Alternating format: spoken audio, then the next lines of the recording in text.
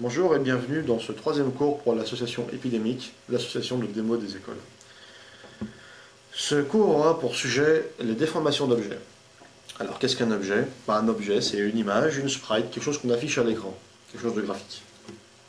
Alors en temps normal, bien sûr, dans le cas le plus simple, on a une image ici, et on a notre écran, et on veut l'afficher, on se contente de l'afficher pixel à pixel, donc l'objet apparaît tel qu'il est en mémoire, aucune différence.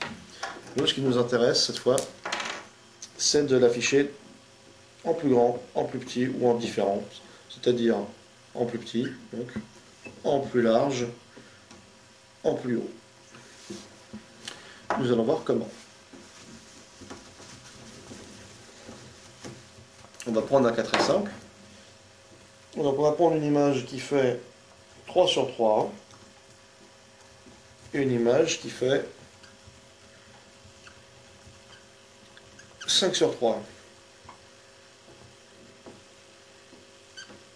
Donc il y a élargissement horizontal. Là on a 3, là on a 5, soit un ratio d'augmentation de 5 tiers, ou alors d'une diminution, si on passe de là à là, de 3 sur 5, ce qui vaut 0,6.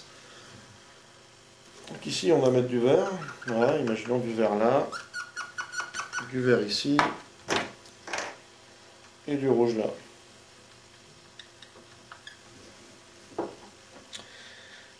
Vous êtes d'accord que pour remplir une image, il faut généralement la parcourir pixel à pixel, pour la remplir entièrement. Donc c'est ce qu'on va faire, on va parcourir celle que l'on veut remplir entièrement. On va commencer par cette case, la case 0, 0. À la case 0, 0, eh bien, on va faire 0 fois 0,6, et ça va donner la case dans laquelle on doit aller chercher la couleur, ici. Donc 0 fois 0,6, ça fait 0. Donc ça veut dire qu'ici, on doit prendre le contenu de la case 0, 0, donc du vert. Donc on remplit en vert. Ensuite, on passe à la case suivante, la case 1, 0. Et donc, on a 1 fois 0,6, donc ça fait 0,6. Donc si c'est une division entière, ça fait, une multiplication entière, ça fait 0. On va devoir aller voir à la case 0 ce qu'il y a ici et recopier la couleur. Donc c'est du vert à nouveau. À la case 2, on a 2 fois 0,6, donc 1,2. Ça veut dire que on doit aller prendre la case 1 ici. La case 1, elle est blanche, je laisse blanche ici. On passe à la case 3. 3 fois 1,6, ça fait 1,8, donc ça fait 1. À la case 1, c'est blanc, on laisse blanc. À la case 5, ça fait 5 fois 0,6, donc ça fait 2,4. 2,4, ça fait 2. Donc à la case 2, c'est blanc, je laisse blanc. Voilà, il y a une déformation ici.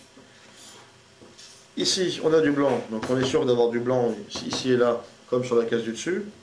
Ensuite, on l'a vu tout à l'heure, ici, ça fait 1,8, donc c'est du rouge.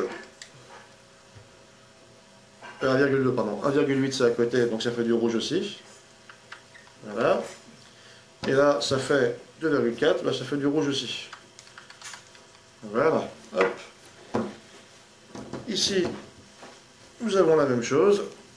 Et la dernière case, à 2,4, elle est verte aussi. Donc on a eu un élargissement. Alors avec des résolutions si basses, on a l'impression que seulement certaines parties ont été allongées. C'est normal. Mais lorsqu'on a une image qui fait plus de 10 pixels, disons, l'événement est fluide. Et donc c'est très joli. Ça vous permet de faire des déformations, comme j'ai dit tout à l'heure. Alors on peut imaginer, bien sûr, après, des effets comme celui-ci, par exemple, une image qui aurait légèrement la forme d'un sablier. Ça veut dire qu'à chaque ligne, il y aurait une diminution différente. Ça, je vous laisse deviner comment faire. A priori, c'est les mêmes routines. Donc, amusez-vous bien et rendez-vous à la prochaine vidéo, qui aura pour sujet les déplacements d'objets.